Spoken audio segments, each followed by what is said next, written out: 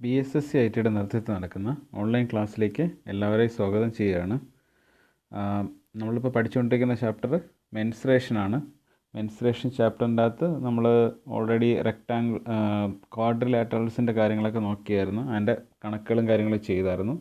പിന്നെ ട്രയാങ്കിളിൻ്റെ സ്റ്റാർട്ടിങ് തുടങ്ങി വെച്ചായിരുന്നു. ഞാനൊന്ന് ജസ്റ്റ് പെട്ടെന്ന് പറഞ്ഞു പോകാം. ട്രയാങ്കിൾ എന്ന് പറഞ്ഞു കഴിഞ്ഞാൽ 3 സൈഡ്, ട്രൈ എന്ന് പറഞ്ഞാൽ 3 എന്നാണ് അർത്ഥം. 3 സൈഡുള്ള പോളിഗൺസിനെയാണ് നമ്മൾ എന്തെന്ന് പറയുക, ട്രയാങ്കിൾ എന്ന് പറയുക.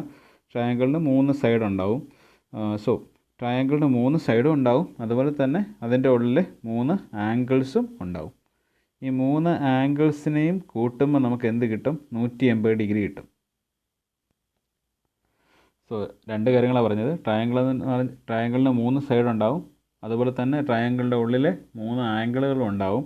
ഈ 3 ആംഗിളുകളെയും കൂട്ടുമ്പോൾ നമുക്ക് എന്ത് കിട്ടും? 180 ഡിഗ്രി കിട്ടും. ഒരു ട്രയാങ്കിളിൻ്റെ ഏരിയ കാണാനുള്ള ജനറൽ ഫോർമുല എന്ന് പറഞ്ഞു കഴിഞ്ഞാൽ ഹാഫ് ഇൻറ്റു, അതായത് 1/2 ഇൻറ്റു ബേസ് ഇൻറ്റു ഹൈറ്റ് ആണ്. ഒരു ട്രയാങ്കിളിൻ്റെ ഏരിയ കാണാനുള്ള ജനറൽ ഫോർമുല എന്ന് വെച്ച് കഴിഞ്ഞാൽ, ഇവിടെ സ്ക്വയർ ഇല്ല, okay, half into base into height, അല്ലെങ്കിൽ ബേസിന് ബി എന്നും ഹൈറ്റിന് എച്ച് എന്ന് എടുത്തു കഴിഞ്ഞാൽ ഹാഫ് BH. ഇതാണ് ഒരു ട്രയാങ്കിളിൻ്റെ ഏരിയ കണ്ടുപിടിക്കാനുള്ള ഫോർമുല. ഈ ബേസ് എന്ന് പറഞ്ഞു കഴിഞ്ഞാൽ നിങ്ങൾക്ക് 3 സൈഡിൽ ഏത് സൈഡ് വേണമെങ്കിലും എടുക്കാം. ഏത് സൈഡിന് വേണമെങ്കിൽ നിങ്ങൾക്ക് ബേസായിട്ട് കൺസിഡർ ചെയ്യാം. പക്ഷേ എപ്പോഴാണോ നിങ്ങൾ ബേസ് സെലക്ട് ചെയ്യുന്നത് ആ സമയത്ത് ഓട്ടോമാറ്റിക്കലി ഹൈറ്റ് എന്ന് പറയുന്ന ഭാഗം ഫിക്സ് ആവും. ബേസ് നിങ്ങളിപ്പം ഇവിടെയാണ് സെലക്ട് ചെയ്യുന്നതെങ്കിൽ, ഈ സൈഡാണ് ബേസായിട്ട് സെലക്ട് ചെയ്യുന്നതെങ്കിൽ, എന്നാൽ ഹൈറ്റ് കണ്ടുപിടിക്കാൻ വേണ്ടി അതിൻ്റെ ഓപ്പോസിറ്റായിട്ടുള്ള വെർട്ടെക്സിലോട്ട് നോക്കുക. ഇതിൻ്റെ 3 കോർണറുകളെയാണ് നമ്മൾ വെർട്ടെക്സ് എന്ന് പറയുന്നത്. ഈ ബേസിൻ്റെ ഓപ്പോസിറ്റായിട്ടുള്ള വെർട്ടെക്സ് എന്ന് പറഞ്ഞു കഴിഞ്ഞാൽ ഇതാണ്. ഇതാണ് ആ ഓപ്പോസിറ്റ് വെർട്ടെക്സ് എന്ന് പറയുന്നത്. ഈ ഓപ്പോസിറ്റ് വെർട്ടെക്സിൽ നിന്ന് ആ ബേസിലോട്ട് വരയ്ക്കുന്ന പെർപെൻഡിക്കുലർ, അതായത് ഈ ഡാഷ് ലൈനാണ്. ഈ ഡാഷ് ലൈൻ വരച്ച് ഈ ബേസിൽ അത് കൂട്ടിവിട്ടുമ്പോൾ ഉണ്ടാകുന്ന ആംഗിൾ 90 ഡിഗ്രി ആയിരിക്കും. എവിടെയെങ്കിലും ഒരു 2 ലൈൻസിൻ്റെ ഇടയിൽ ഒരു ചെറിയ ചതുരം വരച്ച് കഴിഞ്ഞാൽ അതിൻ്റെ അർത്ഥം 90 ഡിഗ്രി എന്നാണ്, റൈറ്റ് ആംഗിൾ എന്നാണ് അത് മനസ്സിലായിക്കോളുക. വെർട്ടെക്സിൽ നിന്ന് ബേസിലോട്ട് വരയ്ക്കുന്ന ലൈൻ ബേസിനെ കൂട്ടിമുട്ടുമ്പോൾ അതിലുണ്ടാകുന്ന ആംഗിൾ എത്തായിരിക്കണം? 90 ഡിഗ്രി ആയിരിക്കണം. അല്ലെങ്കിൽ വേറൊരു മാന്യമായിട്ടുള്ള ഭാഷയിൽ പറഞ്ഞു കഴിഞ്ഞാൽ പെർപെൻഡിക്കുലർ വരയ്ക്കുക. ഓപ്പോസിറ്റ് ആയിട്ടുള്ള വെർട്ടെക്സിൽ നിന്ന്, എതിർവശത്തുള്ള വെർട്ടെക്സിൽ നിന്ന്, കോർണറിൽ നിന്ന് ആ വശത്തോട്ട് വരയ്ക്കുന്ന പെർപെൻഡിക്കുലർ ആയിരിക്കും എന്ത്? ഹൈറ്റ് എന്ന് പറയുന്നത്. അതാണ് കാര്യം. ബേസ് സെലക്ട് ചെയ്യാൻ നിങ്ങൾക്ക് ഇഷ്ടമുള്ളത്, പക്ഷേ ബേസ് സെലക്ട് ചെയ്യുമ്പോൾ അതിൻ്റെ ഓപ്പോസിറ്റ് കോർണറിൽ നിന്ന് ആ ബേസിലോട്ട് തന്നെ വരയ്ക്കുന്ന പെർപെൻഡിക്കുലർ ആയിരിക്കും ഹൈറ്റായിട്ട് പിന്നീട് മാറുക. അതായത് ഇപ്പം ഈ സൈഡാണ് നിങ്ങൾ സെലക്ട് ചെയ്യുന്നതെങ്കിൽ, ബേസായിട്ട് ഈ സൈഡാണ് സെലക്ട് ചെയ്യുന്നതെങ്കിൽ, ഇപ്പോൾ ഈ സൈഡാണ് നിങ്ങൾ സെലക്ട് ചെയ്യുന്നതെന്ന് വിചാരിച്ചോളാം. എങ്കിൽ പിന്നീട് നിങ്ങളുടെ ഓപ്പോസിറ്റ് കോർണർ എന്ന് പറഞ്ഞു കഴിഞ്ഞാൽ ഇതായിട്ട് മാറും. പിന്നീട് നിങ്ങൾ ഓപ്പോസിറ്റ് കോർണർ ഈ പോയിൻ്റായിട്ട്, ഇപ്പം ഞാൻ മാർക്ക് ചെയ്ത് കാണിച്ച പോയിൻ്റായിട്ട് മാറും. പിന്നെ നിങ്ങൾ ഹൈറ്റ് വരയ്ക്കണമെങ്കിൽ ആ വെർട്ടെക്സിൽ നിന്ന് ബേസിലോട്ട് പെർപെൻഡിക്കുലർ വരയ്ക്കണം. 90 ഡിഗ്രിയിൽ ലൈൻ വരയ്ക്കണം.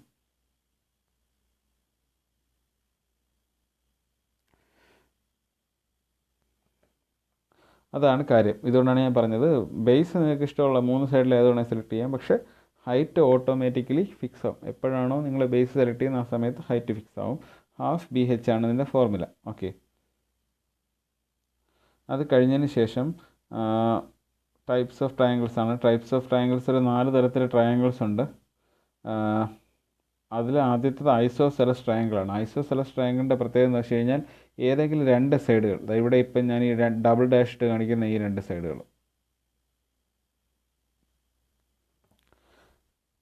ഒരു ട്രയാങ്കിളിൻ്റെ ഏതെങ്കിലും 2 സൈഡുകളും ആ സൈഡുകൾ ഉണ്ടാക്കുന്ന ആംഗിളുകളും തുല്യമായിരിക്കും. സൈഡുകൾ തുല്യമാണെങ്കിൽ ആംഗിളുകളും തുല്യമായിരിക്കും.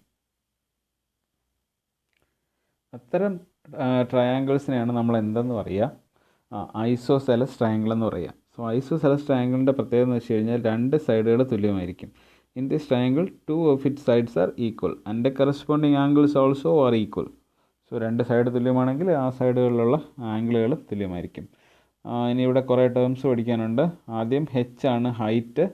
നമ്മൾ ബേസ് സെലക്ട് ചെയ്തിട്ടുള്ളത് എവിടെയാണെന്ന് കണ്ടല്ലോ നിങ്ങൾ.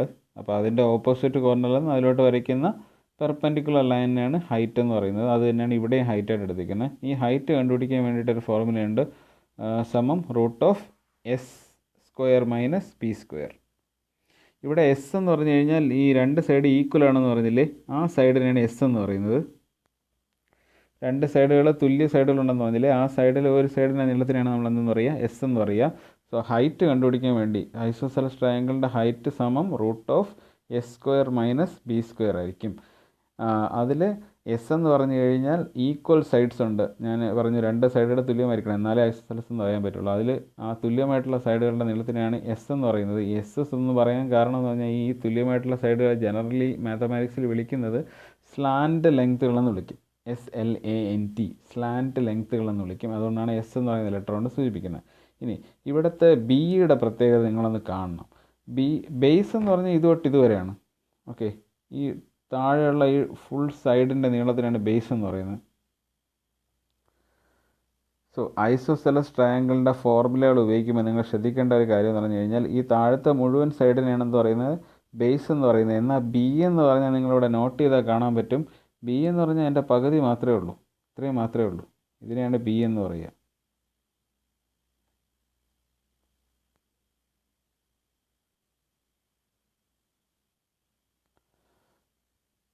ആ ഒരു ക്വിക്ക് പോയിൻ്റ് ഓർത്തുകൊള്ളുക. കാരണം കണക്ക് ചെയ്യുമ്പോൾ ബേസ് എന്ന് പറഞ്ഞാൽ നമ്മൾ അതിൻ്റെ പകുതി എടുത്തിട്ടേ ബി എന്ന് എഴുതാവൂ. അത് ഈ ഐസോസെലസ് ട്രയാങ്കിളിന് മാത്രമുള്ളൊരു പ്രത്യേകതയാണ്. അതിൻ്റെ ഈ ഒരു പ്രത്യേകതയുടെ ആവശ്യമില്ലായിരുന്നു. ഓക്കെ, എന്നാലും നമുക്ക് ഇപ്പം ഈ ഫോർമുല പഠിക്കുന്നതുകൊണ്ട് ഈ ഫോർമുലയെ കുറച്ച് മാറ്റം വരുത്തി കഴിഞ്ഞാൽ ഇതിൻ്റെ ആവശ്യം, ഈ പകുതി എടുക്കേണ്ട ആവശ്യം വരില്ലായിരുന്നു. സോ എന്നാലും നമ്മൾ ഈ ഫോർമുല പഠിക്കുന്നതുകൊണ്ട് ഇത് തന്നെ ഉപയോഗിക്കാം. സോ ഏരിയയുടെ ഫോർമുല ഏറ്റവും താഴെ നിങ്ങൾക്ക് കാണാൻ സാധിക്കും, b × √(s² - b²). b × √(s² - b²). ഈ ഫോർമുല ഒന്ന് പഠിച്ചു വെച്ചേക്കുക. ഇത് മാത്രമാണ് ഈ ട്രയാങ്കിളിൻ്റെ ഫോർമുലകളിൽ ടഫായിട്ട് വരുന്നൊരു ഫോർമുല. ബാക്കിയെല്ലാം എളുപ്പമുള്ള ഫോർമുലകളാണ്. അടുത്ത ട്രയാങ്കിൾ എന്ന് പറഞ്ഞു കഴിഞ്ഞാൽ ഇക്വിലാറ്ററൽ ട്രയാങ്കിൾ അല്ലെങ്കിൽ സമഭുജ ത്രികോണം. ഇതുപോലെ തന്നെ ഈ ഐസോസെലസ് ട്രയാങ്കിളിൻ്റെ മലയാളത്തിൽ നമ്മൾ സമപാർശ്വ ത്രികോണം എന്നാണ് പറയുക. ഇക്വിലാറ്ററൽ ട്രയാങ്കിളിനെ നമ്മൾ സമഭുജ ത്രികോണം എന്ന് പറയുക. എൻ്റെ അർത്ഥം എന്ന് വെച്ച് കഴിഞ്ഞാൽ സമഭുജം, മൂന്ന് ഭുജങ്ങളും തുല്യം, അതായത് മൂന്ന് സൈഡുകളും തുല്യമായിരിക്കും. മൂന്ന് സൈഡുകളും തുല്യമായിരിക്കും. അതുപോലെ തന്നെ ഇതിൻ്റെ അകത്ത് എത്ര ആംഗിൾ ഉണ്ടെന്നാണ് പറഞ്ഞത്, 3 ആംഗിളുകളും ഉണ്ടെന്നാണ് പറഞ്ഞത്. ആ 3 ആംഗിളുകളും തുല്യമായിരിക്കും. സോ 3 ആംഗിളുകളും തുല്യമായിരിക്കുകയും ടോട്ടൽ കൂട്ടിക്കഴിഞ്ഞാൽ 180 കിട്ടണമെങ്കിൽ ഒരു ആംഗിൾ എത്രയായിരിക്കും, 60 ആയിരിക്കും. എന്നാലേ 60 + 60 + 60 180 ആവുള്ളൂ. കണ്ടീഷൻ ഓക്കെ, ആ ഒരു കണ്ടീഷൻ സാറ്റിസ്ഫൈ ആവുള്ളൂ. സോ ഇതിൻ്റെ ഒരു സൈഡിൻ്റെ നീളം എ എന്ന് എടുത്തു കഴിഞ്ഞാൽ, സ്മോൾ എ എന്ന് എടുത്തു കഴിഞ്ഞാൽ ബാക്കി എല്ലാ സൈഡും എന്താണ് എടുക്കാം, സ്മോൾ എ ആയിട്ട് എടുക്കാം. എല്ലാ സൈഡും എന്തായാലും എടുക്കാം, സ്മോൾ എ ആയിട്ട് എടുക്കാം. സോ 3 സൈഡുണ്ട്, 3 സൈഡുകൾ എന്തായിട്ട് എടുക്കാം, നമുക്ക് എ ആയിട്ട് എടുക്കാം. അതിനുശേഷം എന്താ വരുന്നതെന്ന് ചോദിച്ചു കഴിഞ്ഞാൽ അതിൻ്റെ ഏരിയ കാണാനുള്ള ഫോർമുലയും പെരിമീറ്റർ കാണാനുള്ള ഫോർമുലയും പഠിക്കേണ്ടി വരും.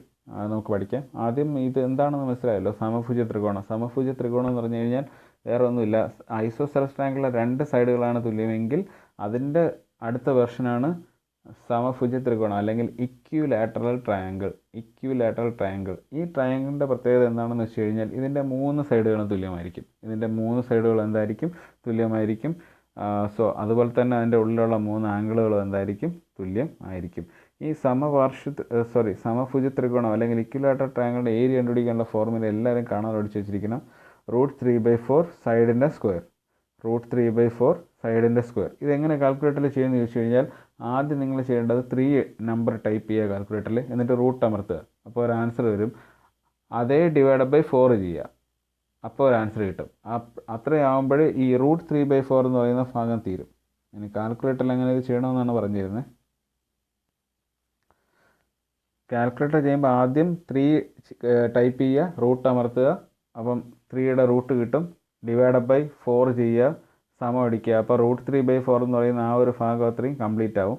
പിന്നെ സൈഡിൻ്റെ സ്ക്വയറാണ്, സൈഡ് എത്രയാണോ വന്നിരിക്കുന്നത് അതിൻ്റെ സ്ക്വയർ എടുക്കുക, അതായത് 2 പ്രാവശ്യം ഈ കിട്ടിയ ആൻസറിനോട് ഗുണിക്കുക. ഇപ്പോൾ സൈഡ് 5 ആണ് വന്നിരിക്കുന്നതെങ്കിൽ ആദ്യം 5 കൊണ്ട് മൾട്ടിപ്ലൈ ചെയ്യുക, പിന്നെ ഒരു പ്രാവശ്യം കൂടെ 5 കൊണ്ട് മൾട്ടിപ്ലൈ ചെയ്യുക. സോ 2 പ്രാവശ്യം മൾട്ടിപ്ലൈ ചെയ്ത് കഴിഞ്ഞാൽ കാര്യം തീർന്നു. സോ സോ ആ ഒരു കാര്യം ഓർത്തോളുക. എങ്ങനെയാണ് ഇത് കാൽക്കുലേറ്റ് ചെയ്യണം എന്നുള്ളൊരു കാര്യം കൂടെ ഓർത്തോളുക. ഇനി ഇതിൻ്റെ പെരിമീറ്റർ എന്ന് പറഞ്ഞു കഴിഞ്ഞാൽ ഇതിൻ്റെ ബോർഡറിൻ്റെ നീളമാണല്ലോ, ഇതിൻ്റെ അതിർത്തിയുടെ നീളമാണല്ലോ, ഇതിൻ്റെ ചുറ്റളവാണല്ലോ. സോ ഇവിടെ എത്ര സൈഡുണ്ട്? 3 സൈഡുണ്ട്. ഈ 3 സൈഡുകളെയും കൂട്ടിക്കഴിഞ്ഞാൽ അതിൻ്റെ ചുറ്റളവ് കിട്ടും. നമ്മുടെ ഭാഗ്യവശാൽ 3 സൈഡുകളും തുല്യമാണ്. സോ ഒരു സൈഡ് എ ആണെങ്കിൽ 3 സൈഡും എന്തായിരിക്കും? എ ആയിരിക്കും. A plus A plus A, 3A എന്ന് പറയും. സോ അതാണ് ഇവിടെ പറഞ്ഞിട്ടുള്ളത്.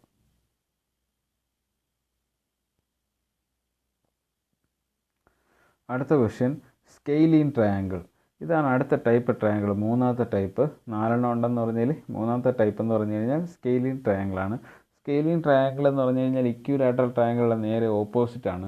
ഇക്വിലാറ്ററൽ ട്രയാങ്കിൾ ഐസോസെലസ് ട്രയാങ്കിൾ ആണെങ്കിൽ 2 തുല്യമായിരുന്നു, 2 സൈഡുകൾ തുല്യമായിരുന്നു. ഇക്വിലാറ്ററൽ ട്രയാങ്കിൾ ആയപ്പോൾ അത് 3 സൈഡുകളും തുല്യമായി. എന്നാൽ സ്കെയിലീൻ ട്രയാങ്കിൾ അല്ലെങ്കിൽ വേറൊരു പേരും കൂടെ ഇതിന് പറയാറുണ്ട്, ഇറഗുലർ ട്രയാങ്കിൾ എന്നും പറയാറുണ്ട്. ഈ ട്രയാങ്കിൾ വരുമ്പോഴെന്ന് വെച്ച് കഴിഞ്ഞാൽ 3 സൈഡ് വ്യത്യസ്തമായിരിക്കും. ഈ ട്രയാങ്കിളിന് 3 സൈഡുകൾ എന്തായിരിക്കും? വ്യത്യസ്തം ആയിരിക്കും. In this triangle the sides are not equal. അതുകൊണ്ടാണ് 3 സൈഡുകളെയും എയും ബിയും സിയും എന്ന് സെപ്പറേറ്റ് ഇത് കാണിച്ചിരിക്കുന്നത്. ആദ്യ സൈഡിന് എ എന്ന് എടുത്തിട്ടുണ്ട്, ഫിഗറിലോട്ട് നോക്കുക. ആദ്യ സൈഡിന് എ എന്ന് എടുത്തിട്ടുണ്ട്, രണ്ടാം സൈഡിന് ബി എന്ന് എടുത്തിട്ടുണ്ട്, മൂന്നാം സൈഡിന് സി എന്ന് എടുത്തിട്ടുണ്ട്. അങ്ങനെ വ്യത്യസ്തമായിട്ടുള്ള ലെറ്റർ എടുക്കാൻ കാരണം ഈ 3 സൈഡുകളും വ്യത്യസ്തമാണ്. പിന്നെ ഒരു കാര്യം കൂടെ പറയാം, ഒരിക്കലും ഒരു ക്വസ്റ്റ്യനിലും നിങ്ങൾക്ക് തന്നേക്കുന്നത് സ്കെയിലീൻ ട്രയാങ്കിൾ ആണെന്ന് പറയില്ല. അവരിങ്ങനെ മാത്രമേ പറയുള്ളൂ, ഒരു ട്രയാങ്കിൾ ഉണ്ട്, അതിൻ്റെ 3 സൈഡുകളെന്ന് പറഞ്ഞാൽ 9, 10, 12 അങ്ങനെയാണെങ്കിൽ നിങ്ങൾ അതിൻ്റെ ഏരിയ അല്ലെങ്കിൽ അതിൻ്റെ പെരിമീറ്ററൊക്കെ കണ്ടുപിടിച്ചുള്ളത് പറയാം. അല്ലെങ്കിൽ ഈ ട്രയാങ്കിൾ എന്ത് ടൈപ്പ് ട്രയാങ്കിൾ ആണെന്നൊക്കെ ചോദിക്കാം. അപ്പോൾ സൈഡുകൾ നോക്കുക, 9, 10, 12 എന്ന് പറഞ്ഞാൽ 3 എന്താണ്? വ്യത്യസ്ത നീളങ്ങളാണ്. അവിടെ നിന്ന് നിങ്ങൾ മനസ്സിലാക്കേണ്ടി വരും ഇതൊരു സ്കെയിലീൻ ട്രയാങ്കിൾ അല്ലെങ്കിൽ ഇറഗുലർ ട്രയാങ്കിൾ ആണെന്ന്. മിക്ക ക്വസ്റ്റ്യൻസും ഈ സ്കെയിലീൻ ട്രയാങ്കിളുമായിട്ട് ബന്ധപ്പെട്ടിരുന്ന മിക്ക ക്വസ്റ്റ്യൻസിലും ഇത് എന്ത് ട്രയാങ്കിൾ ആണെന്ന് സ്പെസിഫൈ ചെയ്യില്ല. എന്നാൽ പക്ഷേ ഇക്വിലാറ്ററൽ ട്രയാങ്കിൾ ആണെങ്കിലോ ഐസോസെലസ് ട്രയാങ്കിൾ ആണെങ്കിലോ അതുപോലെ തന്നെ ചിലപ്പോൾ റൈറ്റ് ആംഗിൾ ട്രയാങ്കിൾ ആണെങ്കിലും പ്രത്യേകിച്ച് ചിലപ്പോൾ പറഞ്ഞിരിക്കും ഇതൊരു റൈറ്റ് ആംഗിൾ ട്രയാങ്കിൾ ആണ് അല്ലെങ്കിൽ ഇതൊരു ഇക്വിലാറ്ററൽ ട്രയാങ്കിൾ ആണെന്ന് പറഞ്ഞേക്കും. പക്ഷേ ഇറഗുലർ ട്രയാങ്കിൾ നമ്മളത് നോക്കി മനസ്സിലാക്കണം. 3 സൈഡുകളും വ്യത്യസ്തമാണെങ്കിൽ അതൊരു ഇറഗുലർ ട്രയാങ്കിൾ എക്സാമ്പിൾ ആയിരിക്കും. അവിടെ നിങ്ങൾ ഏരിയ കണ്ടുപിടിക്കാനുള്ള ഫോർമുല ഉപയോഗിക്കേണ്ടത് ഇറഗുലർ ട്രയാങ്കിളുമായിട്ട് ബന്ധപ്പെട്ട ഫോർമുല തന്നെ നിങ്ങൾ എന്ത് ചെയ്യേണ്ടി വരും? ഉപയോഗിക്കേണ്ടി വരും. സോ നമുക്ക് അതിൻ്റെ ഫോർമുലയിലോട്ട് നോക്കാം. ഏരിയ കണ്ടുപിടിക്കാനുള്ള ഫോർമുല ഇവിടെ തന്നിട്ടുണ്ട്. സോ ആദ്യമേ തന്നെ പറയുകയാണ് 3 സൈഡുകളും വ്യത്യസ്തമായിരിക്കും. അങ്ങനെയാണെങ്കിൽ അതിൻ്റെ ഉള്ളിലുള്ള 3 ആംഗിളുകളും എന്തായിരിക്കും? വ്യത്യസ്തമായിരിക്കും. അത് പ്രത്യേകിച്ച് പറയേണ്ട കാര്യമില്ല. So area of A triangle എന്ന് പറഞ്ഞു കഴിഞ്ഞാൽ ഇറഗുലർ ട്രയാങ്കിൾ അല്ലെങ്കിൽ സ്കെയിലീൻ ട്രയാങ്കിളിൻ്റെ ഏരിയ കണ്ടുപിടിക്കാനുള്ള ഫോർമുല കുറച്ചൊന്ന് ഡിഫിക്കൽട്ടാണ്. ബട്ട് ഈസി ആയിട്ട് നമുക്ക് മെമ്മറൈസ് ചെയ്യാൻ പറ്റും. Root of s into s minus a into s minus b into s minus c, ഇങ്ങനെ തന്നെ പറഞ്ഞ് പഠിക്കുക. Root of s into s minus a into s minus b into s minus c. ഇതെല്ലാം നിങ്ങളൊരു പേപ്പറിൽ not ചെയ്തെടുക്കുന്നു എന്നാണ് എൻ്റെ ഒരു വിശ്വാസം. ഈ ഫോർമുലകളെല്ലാം ഒരു പ്രത്യേക പേപ്പറിൽ നിങ്ങൾ നോട്ട് ചെയ്തെടുക്കുന്നതെന്നാണ് എൻ്റെ വിശ്വാസം. ഞാനത് ആദ്യത്തെ ക്ലാസ്സിൽ തന്നെ പറഞ്ഞതുമാണ്. സോ ഇതിൻ്റെ സൈഡുകൾ എന്ന് പറഞ്ഞാൽ എ ബി സി ആണ് ആ സൈഡുകൾ. ഇനി അതിൽ എസ് എന്ന് പറഞ്ഞു കഴിഞ്ഞാൽ എന്താണ്? സെമി പെരിമീറ്റർ ആണ്. എൻ്റെ താഴെ ഞാൻ പറഞ്ഞിട്ടുണ്ട് എസ്. ഇതിൻ്റെ അകത്ത് ഒരേ ഒരു പ്രശ്നമേ ഉള്ളൂ, ഈ ഫോർമുല വായിച്ച് നോക്കുമ്പോൾ ഏരിയയുടെ ഫോർമുല വായിക്കുമ്പോൾ s into s minus a into s root of s into s root പറഞ്ഞോളാം.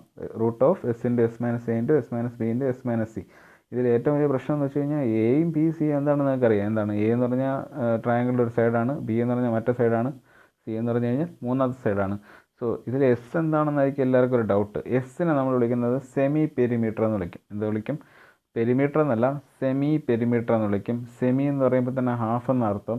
പെരിമീറ്റർ ഈ സ്കെയിലീൻ ട്രയാങ്കിളിൻ്റെ പെരിമീറ്റർ കണ്ടുപിടിക്കാൻ വേണ്ടി നിങ്ങൾ എന്ത് ചെയ്യും? 3 സൈഡുകളും തമ്മിൽ കൂട്ടും, A plus b plus C. അതിൻ്റെ പകുതി എടുത്തു കഴിഞ്ഞാൽ സെമി പെരിമീറ്റർ കിട്ടും. ഒരു സ്കെയിലീൻ ട്രയാങ്കിളിൻ്റെ പെരിമീറ്റർ എന്ന് പറഞ്ഞാൽ അതിൻ്റെ 3 സൈഡുകളുടെ തുകയായിരിക്കും. ഇവിടെ എയും ബിയും സിയും, a plus b plus C.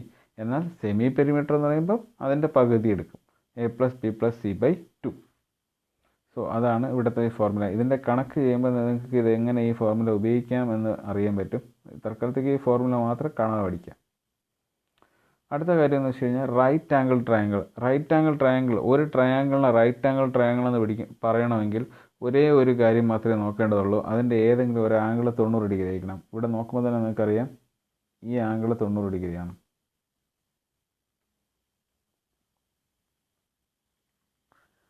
ഒരു ആംഗിൾ 90 ഡിഗ്രി ആണെന്ന് പറയാൻ വേണ്ടി അവിടെ ഒരു ബോക്സ് വരച്ച് കാണിച്ചാൽ മതി.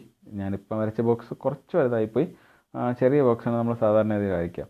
സോ ഇതാണ് ഒരു റൈറ്റ് ആംഗിൾ ട്രയാങ്കിളിൻ്റെ basic qualification. In this triangle angle between one of the two adjacent sides is 90 degree. ഈ ഇത്തരത്തിലുള്ള ട്രയാങ്കിൾസിൽ രണ്ട് അടുത്തടുത്തുള്ള സൈഡുകൾ തമ്മിലുള്ള ഏതെങ്കിലും രണ്ട് അടുത്തടുത്തുള്ള ഒരു സൈഡുകൾ തമ്മിലുള്ള ഒരു ആംഗിൾ എന്തായിരിക്കും? 90 ഡിഗ്രി ആയിരിക്കും. ഓക്കെ, അല്ലെങ്കിൽ മാന്യമായിട്ട് പറഞ്ഞു കഴിഞ്ഞാൽ ട്രയാങ്കിളിന് 3 ആംഗിളാണുള്ളത് ട്രയാങ്കിളിൻ്റെ ഉള്ളിൽ. അതിൽ ഒരു ആംഗിൾ മിനിമം എന്തായിരിക്കണം? 90 ഡിഗ്രി ആയിരിക്കണം. അത്തരത്തിലുള്ള ട്രയാങ്കിൾസിനാണ് നമ്മൾ എന്താ പറയുക? റൈറ്റ് ആംഗിൾ ട്രയാങ്കിൾസ് എന്ന് പറയുക. റൈറ്റ് ആംഗിൾ ട്രയാങ്കിൾസിൻ്റെ അടുത്ത പ്രത്യേകത എന്ന് വെച്ച് കഴിഞ്ഞാൽ ഇതിന് 3 സൈഡ് ഉണ്ടെന്നുള്ള കാര്യം ഓക്കെയാണ്. ഈ റൈറ്റ് ആംഗിൾ ഉണ്ടാക്കുന്ന 90 ഡിഗ്രി ഉണ്ടാക്കുന്ന ഒരു സൈഡിനെ ബേസ് എന്ന് വിളിക്കും. ഇവിടെ നിങ്ങൾക്ക് കാണാൻ സാധിക്കും ഈ ബേസും അതുപോലെ തന്നെ മറ്റേതെന്താണ്? ഹൈറ്റും. ഇത് രണ്ടും കൂടെ ചേരുന്നതിനടുത്തായിരിക്കും 90 ഡിഗ്രി ഉണ്ടാവുക. സാധാരണഗതിയിൽ ഹൊറിസോണ്ടലായിട്ട് വരുന്നത്, തിരശ്ചീനമായിട്ട് വരുന്നതിന് ബേസ് എന്ന് വിളിക്കാറുണ്ട്. ലംബമായിട്ട് വരുന്നതിന് അല്ലെങ്കിൽ അത് പെർപെൻഡിക്കുലറായിട്ട് വരുന്നതിന് ഹൈറ്റ് എന്ന് വിളിക്കാറുണ്ട്. ഈ രണ്ട് സാധനങ്ങളും ചേരുമ്പോഴാണ് 90 ഡിഗ്രി ഉണ്ടാകുന്നത്. ഇനി മൂന്നാമതൊരു സൈഡുണ്ട്. ആ സൈഡ് എന്ന് പറഞ്ഞാൽ ഈ 90 ഡിഗ്രിക്ക് ഓപ്പോസിറ്റാണ്. അതാണ് ആദ്യത്തെ പ്രത്യേകത. എപ്പോഴും ആ സൈഡ് എന്ന് പറഞ്ഞു കഴിഞ്ഞാൽ 90 ഡിഗ്രി ഓപ്പോസിറ്റ് ആയിരിക്കും. അതായിരിക്കും ഈ ബേസിനേക്കാളും ഹൈറ്റിനേക്കാളും വലിയ സൈഡ്. ബേസും ഹൈറ്റും ചേർന്നിട്ടാണ് 90 ഡിഗ്രി ഉണ്ടാക്കുന്നത്. ആ 90 ഡിഗ്രി ഉണ്ടാക്കുന്നതിന് എതിർവശത്തായിട്ട് കിടക്കുന്ന സൈഡുണ്ട്. ആ സൈഡ് ഈ ബേസിനേക്കാളും ഹൈറ്റിനേക്കാളും എപ്പോഴും വലുതായിരിക്കും. ആ സൈഡിനെയാണ് നമ്മൾ ഹൈപ്പോട്ടിനസ് എന്ന് വിളിക്കുന്നത്. ഇത് ഭയങ്കര ഇമ്പോർട്ടൻ്റ് ആണ്, ഈ ഹൈപ്പോട്ടിനസ്. ഹൈപ്പോട്ടിനസ് എന്ന് പറഞ്ഞു കഴിഞ്ഞാൽ കർണം എന്നാണ് വിളിക്കുന്നത്. ബേസ് എന്ന് പറഞ്ഞാൽ പാദം, ഹൈറ്റ് എന്ന് പറഞ്ഞാൽ ലംബം. സോ ഹൈപ്പോട്ടിനസ് എങ്ങനെ ലൊക്കേറ്റ് ചെയ്യുമെന്ന് ചോദിച്ചു കഴിഞ്ഞാൽ ഒരു റൈറ്റ് ആംഗിൾ ട്രയാങ്കിളിൽ ഹൈപ്പോട്ടിനസ് പെട്ടെന്ന് ലൊക്കേറ്റ് ചെയ്യാൻ വേണ്ടി വേറെ ഒന്നും വേണ്ട. 90 ഡിഗ്രി ആംഗിളിലൂടെ കിടക്കുന്നത് നോക്കുക. അതിൻ്റെ ഓപ്പോസിറ്റ് ആയിട്ടുള്ള സൈഡായിരിക്കും എന്ത്? ഹൈപ്പോട്ടിനസ്. ഈ ഹൈപ്പോട്ടിനസ് ആയിരിക്കും എപ്പോഴും ഒരു റൈറ്റ് ആംഗിൾ ട്രയാങ്കിളിലെ ഏറ്റവും വലിയ സൈഡ്. സോ റൈറ്റ് ആംഗിൾ ട്രയാങ്കിളിൻ്റെ ഏരിയ കണ്ടുപിടിക്കാൻ വേണ്ടി പ്രത്യേകിച്ച് ഒന്നും പഠിക്കാനില്ല. അത് എന്തുപോലെ തന്നെയാണ് ജനറൽ ഫോർമുലയിൽ ഏരിയ കണ്ടുപിടിക്കാനുള്ള half BH, half into base into height. ഇതെവിടെ ഉണ്ട്? ഏറ്റവും താഴെയായിട്ട് half into base into height. So half BH, base ബിയും ഹൈറ്റ് H ആണെങ്കിൽ. ഇനി പൈതഗോറസ് തിയറം. പൈതഗോറസ് തിയറം ഭയങ്കര ഇമ്പോർട്ടൻ്റ് ആണ്. ഇതിൽ നിന്ന് എപ്പോഴും ഒരു ചോദ്യം ചോദിക്കാറുണ്ട്. ഇതിവിടെ മാത്രമല്ല വേണ്ടി വരിക. പൈതഗോറസ് തിയറം നമുക്ക് ട്രിഗണോമെട്രി പഠിക്കുമ്പോഴും ആവശ്യം വരും. അതുകൊണ്ട് തന്നെ ഇത് ഏറ്റവും മോസ്റ്റ് ഇമ്പോർട്ടൻ്റ് ആയിട്ടുള്ളൊരു സാധനമാണ് പൈതഗോറസ് തിയറം. പൈതഗോറസ് തിയറം ആദ്യം മനസ്സിലാക്കേണ്ട, പൈതഗോറസ് തിയറം എപ്പോഴും എവിടെ മാത്രമേ ആപ്ലിക്കബിൾ ആവുള്ളൂ? It is always applicable in the case of a right angle triangle. ഇത് എപ്പോഴും എവിടെയായിരിക്കും എന്തായിരിക്കുക? വാലിഡ് ആയിരിക്കുക. നമുക്ക് എവിടെ മാത്രമേ we can only use it when the triangle is right angle triangle. എപ്പോഴാണ് നമുക്ക് ഈ പൈതഗോറസ് തിയറം ഉപയോഗിക്കാൻ സാധിക്കുക? നമ്മുടെ ട്രയാങ്കിൾ റൈറ്റ് ആംഗിൾ ട്രയാങ്കിൾ ആണെങ്കിൽ മാത്രമേ നമുക്ക് പൈതഗോറസ് തിയറം എന്ത് ചെയ്യാൻ പറ്റത്തുള്ളൂ? യൂസ് ചെയ്യാൻ പറ്റത്തുള്ളൂ. സോ അതാണ് ആദ്യത്തെ കണ്ടീഷൻ. ഓക്കെ, ഞാനിവിടെ ഒരു റൈറ്റ് ആംഗിൾ ട്രയാങ്കിൾ വരച്ച് കാണിച്ചിട്ടുണ്ട്. വേറെ ഒന്നുമില്ല ഇതിൻ്റെ അകത്ത് പറയുന്നതെന്ന് വെച്ച് കഴിഞ്ഞാൽ, ഒരു റൈറ്റ് ആംഗിൾ ട്രയാങ്കിളിലെ ഏറ്റവും വലിയ സൈഡ് ഏതാണെന്ന് ഞാൻ പറഞ്ഞു. അതേതാ? ഹൈപ്പോട്ടിനസ് ആണ്. ഓൾറെഡി ഞാനത് എക്സ്പ്ലെയിൻ ചെയ്തായിരുന്നു. How do we locate hypotenuse? It's always lies in the opposite side of right angle. ഒരു റൈറ്റ് ആംഗിൾ ട്രയാങ്കിളിൻ്റെ ഏറ്റവും വലിയ സൈഡ് എന്ന് പറഞ്ഞാൽ ഹൈപ്പോട്ടനസ് ആണ്. എങ്ങനെ നമുക്ക് ഹൈപ്പോട്ടനസ് ലൊക്കേറ്റ് ചെയ്യാം? ഹൈപ്പോട്ടനസിനെ ലൊക്കേറ്റ് ചെയ്യാൻ വേണ്ടി എളുപ്പമാർഗ്ഗം എന്ന് പറഞ്ഞാൽ 90 ഡിഗ്രി ആംഗിൾ എവിടെയാണെന്ന് നോക്കുക, അതിൻ്റെ ഓപ്പോസിറ്റ് സൈഡ് നോക്കുക. സോ അവിടെ നിങ്ങൾക്ക് എന്ത് കാണാൻ സാധിക്കും? ഹൈപ്പോട്ടനസ് കാണാൻ സാധിക്കും. അവിടെ നമുക്ക് എന്ത് കാണാൻ സാധിക്കും? ഹൈപ്പോട്ടനസ് കാണാൻ സാധിക്കും. ഒരു റൈറ്റ് ആംഗിൾ ട്രയാങ്കിളിലെ ഏറ്റവും വലിയ സൈഡ് ബേസിനെ ഹൈറ്റിനെ അപേക്ഷിച്ച് നോക്കുമ്പം ഇതിന് രണ്ടിനേക്കാളും വലിയ സൈഡ് എപ്പോഴും എന്ത് തന്നെയായിരിക്കും? ഹൈപ്പോട്ടനസ് തന്നെയായിരിക്കും. അത് എല്ലാ സാഹചര്യത്തിലും ട്രൂ ആയിരിക്കും. സോ പൈതഗോറസ് തിയറം എന്ന് പറയുന്നത് ഈ വലിയ സൈഡുണ്ടല്ലോ ഹൈപ്പോട്ടനസ്. ഈ ഹൈപ്പോട്ടനസിൻ്റെ സ്ക്വയർ എടുക്കുന്നത്, ഈ ഹൈപ്പോട്ടനസിൻ്റെ സ്ക്വയർ, ഹൈപ്പോട്ടനസ് എത്രയാണോ അതിൻ്റെ സ്ക്വയർ എടുത്തു കഴിഞ്ഞാൽ അത് എന്തിന് തുല്യമായിരിക്കും എന്ന് ചോദിച്ചു കഴിഞ്ഞാൽ, മറ്റു രണ്ട് സൈഡുകൾ ഏതൊക്കെയാണ്? ബേസും ഹൈറ്റും. ആ രണ്ട് സൈഡുകളുടെ സ്ക്വയറുകൾ എടുത്ത് കൂട്ടുന്നതിന് തുല്യമായിരിക്കും. അതാണ് ഞാനിവിടെ താഴെ എഴുതി കാണിച്ചിട്ടുണ്ട്. ഹൈപ്പോട്ടനസിൻ്റെ സ്ക്വയർ, വലിയ സൈഡിൻ്റെ സ്ക്വയർ എന്ന് പറഞ്ഞു കഴിഞ്ഞാൽ ശ്രദ്ധിക്കുക, സ്ക്വയർ തന്നെ എടുക്കണം. അല്ലാതെ ഹൈപ്പോട്ടനസ് സമം ബേസ് പ്ലസ് ഹൈറ്റ് അല്ല. മറ്റേ രണ്ട് സൈഡുകളെയും കൂട്ടുമ്പോൾ ഹൈപ്പോട്ടനസ് കിട്ടും, അങ്ങനെയല്ല. സ്ക്വയറാണ്, എല്ലാം സ്ക്വയറാണ്. ഹൈപ്പോട്ടനസ് അല്ലെങ്കിൽ കർണം എടുത്തു കഴിഞ്ഞാൽ അതിൻ്റെ സ്ക്വയർ എടുക്കുന്നതിന് എന്തിന് തുല്യമായിരിക്കും? മറ്റ് രണ്ട് സൈഡുകളുടെയും സ്ക്വയറുകൾ എടുത്ത് കൂട്ടുന്നതിന് തുല്യമായിരിക്കും. ഹൈപ്പോട്ടനസിൻ്റെ സ്ക്വയർ എന്ന് പറഞ്ഞാൽ എന്തിന് തുല്യമായിരിക്കും? മറ്റ് രണ്ട് സൈഡുകൾ അതായത് ബേസും ഹൈറ്റും അത് സ്ക്വയർ ചെയ്തതിനു ശേഷം കൂട്ടുന്നതിന് തുല്യമായിരിക്കും. ഹൈപ്പോട്ടനസ് സ്ക്വയർ സമം base square plus height square. So s square സമം b square plus h square. S square സമം b square plus h square.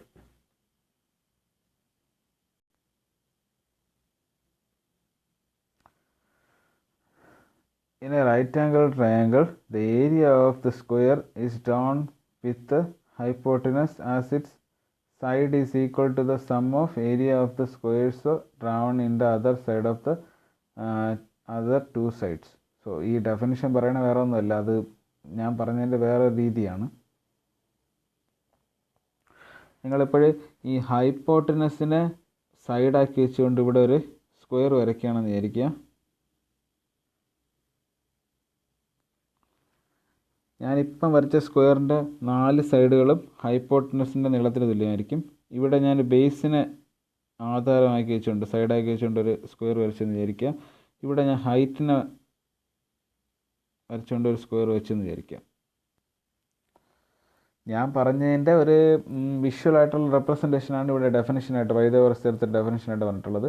ഹൈപ്പോട്ടനസിൻ്റെ square എന്ന് പറഞ്ഞാൽ ഈ ഹൈപ്പോട്ടനസ് കൊണ്ടുണ്ടാക്കിയ ഈ സ്ക്വയറിൻ്റെ അല്ലെങ്കിൽ സമചതുരത്തിൻ്റെ ഏരിയ എന്ന് പറഞ്ഞാൽ എന്തായിരിക്കും? ഹൈപ്പോട്ടനസിൻ്റെ സ്ക്വയർ ആയിരിക്കും. അത് എതിര് തുല്യമായിരിക്കും മറ്റ് രണ്ട് സൈഡുകൾ ഉണ്ടാക്കുന്ന സ്ക്വയറുകൾ. അതായത് താഴെ ബേസിൻ്റെ ഏരിയ, ബേസ് എന്ന് പറയുന്ന സൈഡിൻ്റെ ലെങ്ത് ഉപയോഗിച്ച് ഉണ്ടാക്കുന്ന സമചതുരം ബേസ്, അതിൻ്റെ ഏരിയ എന്തായിരിക്കും? ബേസ് സ്ക്വയർ ആയിരിക്കും. അതുപോലെ തന്നെ ഹൈറ്റിൻ്റെ ലെങ്ത് ഉപയോഗിച്ച് ഉണ്ടാക്കുന്ന സമചതുരമുണ്ട്, അതിൻ്റെ ഏരിയ എന്തായിരിക്കും? ഹൈറ്റിൻ്റെ സ്ക്വയർ ആയിരിക്കും. ഞാൻ ആദ്യം പറഞ്ഞ തന്നെ ഹൈപ്പോട്ടനസിൻ്റെ സ്ക്വയർ എന്ന് പറഞ്ഞാൽ അതിന് തുല്യമായിരിക്കും ബേസിൻ്റെ സ്ക്വയർ പ്ലസ് ഹൈറ്റിൻ്റെ സ്ക്വയർ ആയിരിക്കും. അത്രയേ ഉള്ളൂ. ഞാൻ ആദ്യം പറഞ്ഞ ഡെഫിനിഷൻ മാത്രം കൺസിഡർ ചെയ്യുക. ഇത് അതിൻ്റെ ഒരു വിഷ്വലായിട്ടുള്ള ഒരു ഡെഫിനിഷൻ മാത്രമേ ഉള്ളൂ, ഒരു വിഷ്വൽ റെപ്രസെൻറ്റേഷൻ എന്ന് മാത്രമേ ഉള്ളൂ. സോ ബേസിക്കലി ഹൈപ്പോട്ടനസിൻ്റെ സ്ക്വയർ, ഹൈപ്പോട്ടനസ് എത്രയാണോ അതിൻ്റെ സ്ക്വയർ എടുത്തു കഴിഞ്ഞാൽ ബേസിൻ്റെ സ്ക്വയർ എടുത്തിട്ട് ഹൈറ്റിൻ്റെ സ്ക്വയർ എടുത്തിട്ട് രണ്ടിനെയും കൂട്ടുന്നതിന് തുല്യമായിരിക്കും. അതാണ് ഇവിടെ താഴെ എഴുതിയിട്ടുള്ളത്. ഹൈപ്പോട്ടനസിൻ്റെ സ്ക്വയർ സമം base square plus height square. ഇത് ഭയങ്കര ഇമ്പോർട്ടൻ്റ് ആണ്. ഹൈപ്പോട്ടനസ് എസ് ആണെങ്കിൽ എസ് സ്ക്വയർ സമം b square plus h square. ഇനി അടുത്ത ക്വസ്റ്റ്യൻസ് വരുന്നത്, ക്വസ്റ്റ്യൻസ് ചെയ്യുമ്പോൾ എപ്പോഴും ഞാൻ പറയുന്നത് നിങ്ങൾ ശ്രദ്ധിക്കുക. ക്വസ്റ്റ്യൻസ് ആദ്യം ഒന്ന് നിങ്ങൾ സ്വന്തമായിട്ട് ഞാനത് വായിച്ചിട്ട് മലയാളത്തിൽ പറഞ്ഞുതരും. ആ ക്വസ്റ്റ്യൻ കംപ്ലീറ്റ് ആയിട്ട് പൂർണ്ണമായിട്ട് മനസ്സിലായി കഴിഞ്ഞാൽ നിങ്ങൾ സ്വന്തമായിട്ട് ഈ ക്വസ്റ്റ്യൻ ഒരു പ്രാവശ്യം ഒന്ന് ചെയ്ത് നോക്കണം. ചെയ്ത് നോക്കിയിട്ട് നിങ്ങൾക്ക് കിട്ടുന്ന ആൻസർ ശരി ഉത്തരമാണെങ്കിലും തെറ്റുത്തരമാണെങ്കിലും നിങ്ങൾക്ക് ഞാൻ പറയുന്ന ആൻസർ നിങ്ങൾ വ്യക്തമായിട്ട് കേൾക്കണം. ഓക്കെ, അത് ശരിയായിരുന്നാലും കിട്ടുന്ന ആൻസർ ശരിയായിരുന്നാലും തെറ്റായിരുന്നാലും ഞാൻ പറയുന്ന ആൻസറും കൂടെ നിങ്ങൾ എന്ത് ചെയ്യുക, നോക്കുക.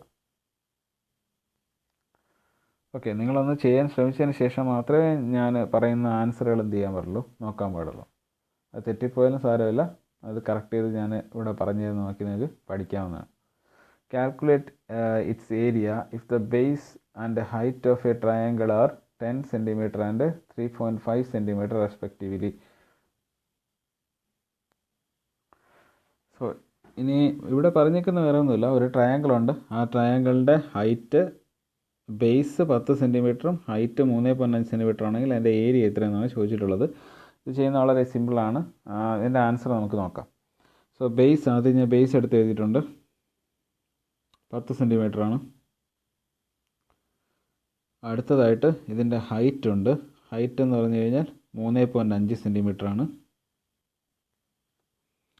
3.5 സെൻറ്റിമീറ്റർ ആണ്. അടുത്തെന്ന് പറഞ്ഞു കഴിഞ്ഞാൽ ഏരിയ ഉണ്ട്. ഏരിയ എ സമം, നമുക്കറിയാം ഒരു ട്രയാങ്കിളിൻ്റെ ബേസിക്കായിട്ട് ജനറൽ ഫോർമുല ഏതൊരു ട്രയാങ്കിൾ ആണെങ്കിലും പ്രത്യേകിച്ച് ഒരു കാര്യം പറയട്ടില്ല, ഐസോസെലസ് എന്നോ ഈക്വലാറ്ററൽ എന്നോ അതുപോലെ തന്നെ റൈറ്റ് ആംഗിൾ എന്നോ ഒന്നും പറഞ്ഞിട്ടില്ല എന്ന് വിചാരിക്കുക.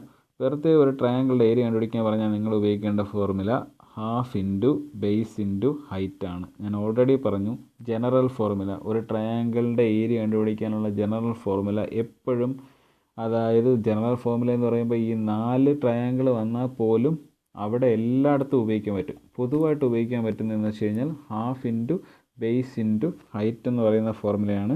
അതാണ് ഞാനിവിടെ താഴെ ഉപയോഗിച്ചിരിക്കുന്നത്. ബേസിനെ ബി എന്നാണ് എടുത്തിട്ടുള്ളത്, ഹൈറ്റിനെ എച്ച് എന്നാണ് എടുത്തിട്ടുള്ളത്. ഇവിടെ ഞാൻ ഫോർമുല എഴുതിയിട്ടുണ്ട്,